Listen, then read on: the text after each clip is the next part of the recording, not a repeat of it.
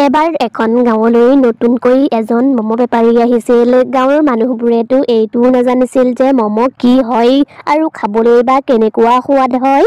এই গাঁওখন বৰ ধুনীয়া, ইয়াত মম বিক্ৰী কৰিবলৈ বৰ ভাল হ'ব। আৰু গাঁৱৰ মানুহবোৰেতো এইটো নাজানে যে মম কি হয়।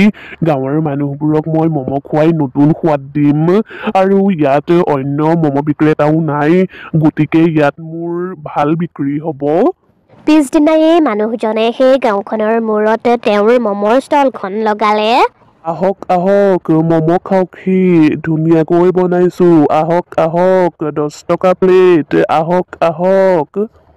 মমৰ দোকানখন দেখি গাঁৱৰ মানুহবোৰে কথা পাতিলে। এইটো আকৌ কি বস্তু মম? মই আগতে খাই পোৱা নাই দেই। ময়োতো আগতে খাই পোৱা নাই, 10 টকা প্লেটহে, বলচোন এক প্লেট খাই চাওঁগৈ। তাৰ পাছত সিহঁত দুয়োজন মম খাবলৈ আহক আহক দাদা, কওকচোন কেই প্লেট খাব?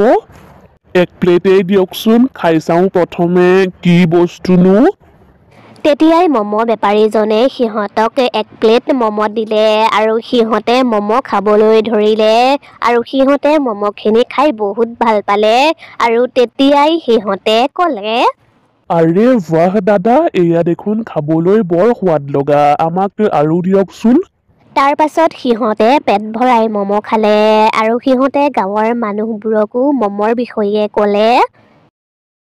লাহে লাহে তেনেকৈয়ে মম বিক্ৰেতাজনৰ বহুত মম বিক্ৰী হ'বলৈ। সেইখন গাঁৱতেই হৰি নামৰ এজন লোভীয়া মানুহ আছিল। সি বহুত এলেহুৱা আছিল। এদিন সিও মম খাবলৈ গ'ল আৰু মম বিক্ৰেতাজনৰ কামবোৰ দেখি সি মনতে ভাবিলে, এই মম বিক্ৰেতাজনৰ দেখোন বহুত লাভ হ'ব, কাৰণ গাঁৱৰ সকলোবোৰ মানুহেই ইয়াৰ পৰা মম খায়হি। মই নহ'লে ইয়াক মাৰি পেলাওঁ আৰু ইয়াৰ কামটো ময়েই কৰিবলৈ লওঁ, তেতিয়া মোৰো বহুত টকা হ'ব। এদিন ৰাতি হৰি মনে মনে মম বিক্ৰেতাজনৰ ঘৰত সোমাল আৰু মানুহজনৰ পেটত চুৰি সুমুৱাই দিলে আৰু তাৰ পাছত মম বনোৱা সামগ্ৰীখিনি লৈ সি তাৰ পৰা পলাল আৰু পিছদিনাৰ পৰাই সি মমৰ দোকান খুলিবলৈ ধৰিলে। আহক আহক, মম খাওক, সোৱাদ লগা মম, গৰম গৰম মম, আহক আহক, কোন ক'ত আছে, আহক সোনকালে, আহক আহক। আৰে হৰি, তই এই কামটো কেতিয়াৰ পৰা কৰিবলৈ ললি আৰু সেই মানুহজন কলৈ গ'ল? তাৰ হেনো ইয়াত বহুত লোকচান হৈছে, সেইবাবে সি ৰাতিয়েই মোক সামগ্ৰীবোৰ বিক্ৰী কৰি চহৰলৈ গুচি গ'ল। এতিয়াৰ পৰা ময়েই দোকান খুলিম। তেতিয়াহ'লে দেৰি কিহৰ, দে এক প্লেট মম মোক। সিফালে মম বিক্ৰেতাজন মৰাৰ পাছত ভূত হৈ গ'ল। আৰে এয়া কি, মোৰ মম বনোৱা সামগ্ৰীখিনি ক'ত গ'ল? সি পিছলৈ ঘূৰি চাওঁতেই বিচনাতে পৰি থকা তাৰ মৃতদেহটো দেখিলে আৰু তেতিয়াই সি আচৰিত হৈ গ'ল। আৰে এইটো দেখোন মই, আৰু মোৰ পেটত চুৰি সোমাই আছে যে, তাৰ মানে মই মৰিলো। ভূতটো বহুত দুখী হ'ল, কাৰণ সি গমেই নাপালে শুই থাকোতে তাক কোনে মাৰি থৈ গ'ল। এই কামটো যোনেই কৰিলে মই তাক সদায় নেৰো, মই মোৰ মৃত্যুৰ প্ৰতিশোধ ল'মেই। মইনো তাৰ কি অপকাৰ কৰিছিলো, সি যে মোক শুৱাতেই মাৰি থৈ গুচি গ'ল। ভূতটোৱে তেতিয়াই গাঁৱৰ অলিয়ে গলিয়ে ইফালে সিফালে তাৰ হত্যাকাৰীজনক বিচাৰিবলৈ ধৰিলে আৰু তাৰ বহুত খং উঠিলে। সিফালে হৰিয়ে পইচাৰ লোভত বেয়া চব্জি আৰু বেয়া বিলাহীৰে চাটনি বনাই মানুহক খুৱাবলৈ ধৰিলে। এইটো কিন্তু বৰ ভাল বুদ্ধি দেই, আধা ভাল পাচলি আধা বেয়া পাচলি, এনেকৈয়ে কৰা ভাল। তেতিয়া বস্তু কম লাগিব আৰু মোৰ বহুত পইচা লাভো হ'ব। বেয়া মম খাই মানুহবোৰৰ পেট বেয়া হ'বলৈ ধৰিলে আৰু এদিন দুপৰীয়া মানুহ কেইজনমান লগ হৈ কথা পাতিলে। প্ৰথম মম বেপাৰীজনে বৰ ধুনীয়াকৈ মম বনাইছিল, খায়ো ভাল লাগিছিল আৰু পেটো বেয়া হোৱা নাছিল, আৰু এতিয়া চাচোন এইবোৰ কি হৈছে। নাজানো আৰু হৰিয়ে কেনেকৈ মম বনাইছে, খায়ো দেখোন ভাল লগা নাই, একোৱেই সোৱাদ নাই, মনে নামানে কাৰণেহে গৈ আছো খাবলৈ। সিহঁতৰ কথাবোৰ ভুটীয়া মম বেপাৰীজনে শুনিলে। তাৰ মানে মোৰ সলনি হৰিয়ে মমৰ দোকান দি আছে, কেনেবাকৈ সিয়েই মোকে মাৰি পেলোৱা নাইতো। এইটোৱেই হ'ব পাৰে। কথাবোৰ জানি ভূতটোৰ বহুত খং উঠিল আৰু কেনেকৈ সি প্ৰতিশোধ ল'ব পাৰে ভাবিবলৈ ধৰিলে। ভূতটোৰ এটা কথাই বেয়া লাগিছিল, সি গাঁৱৰ মানুহবোৰক ধুনীয়াকৈ মম বনাই নতুন সোৱাদ দিছিল, কিন্তু হৰিয়ে সেই সকলোবোৰ বেয়া কৰি পেলাইছিল। এতিয়াতো গাঁৱৰ মানুহবোৰে মম নোখোৱায়েই হ'ল। সিফালে হৰি ঘৰত আৰামত শুই আছিল, তাৰতো একো চিন্তা ভাৱনায়েই নাছিল। সিফালে সেইদিনা ৰাতি হোৱাৰ লগে লগেই ভূতটো হৰিৰ ঘৰলৈ আহিল। ঐ, মোক মাৰি তই আৰামত শুই আছ ন?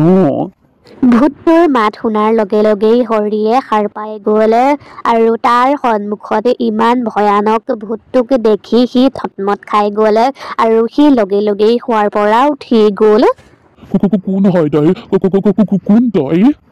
হৰিৰ কথা শুনি ভূতটোৱে তাক ক'লে, মই সেইজন মানুহেই হয় যাৰ উপাৰ্জন তই খাই আছ।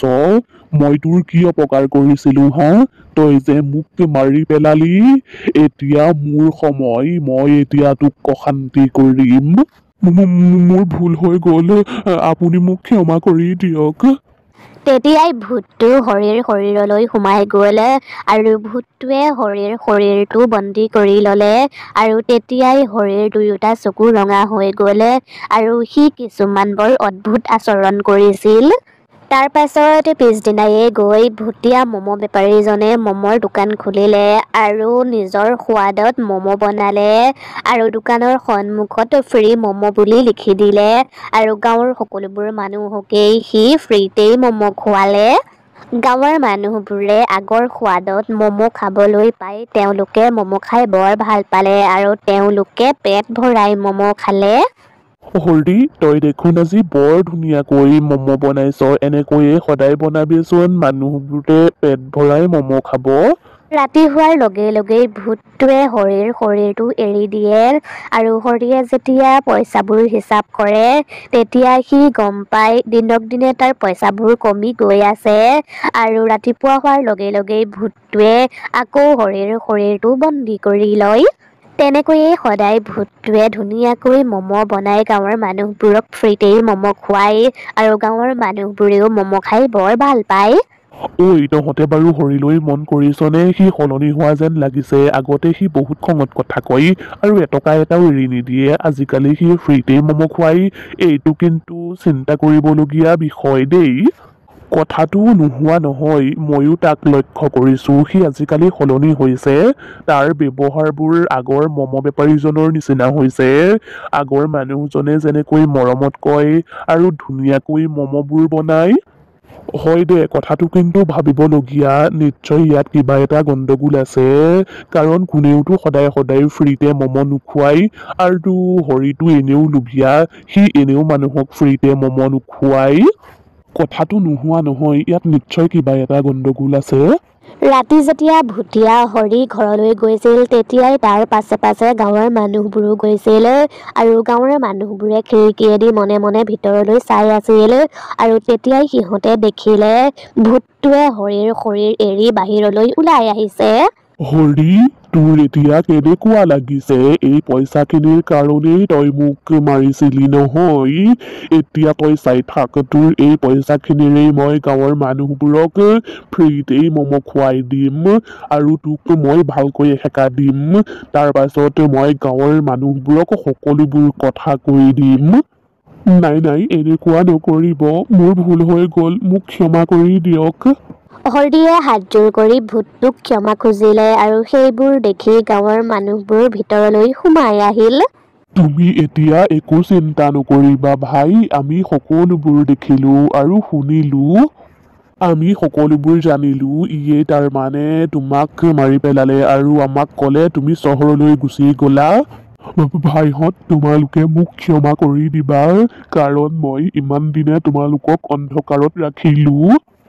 তুমি একো চিন্তা নকৰিবা, তোমাৰ মৃত্যুৰ প্ৰতিশোধ আমি ল'ম। তাৰ পাছত গাঁৱৰ মানুহবোৰে হৰিক থানালৈ লৈ গ'ল আৰু তাক পুলিচৰ হাতত গতাই দিলে। হৰিয়ে শাস্তি পোৱাৰ বাবে ভূতটোৱেও মুক্তি পালে আৰু সি চিৰদিনৰ বাবে সেই ঠাই এৰি নিজৰ ঠাইলৈ গুচি গ'ল।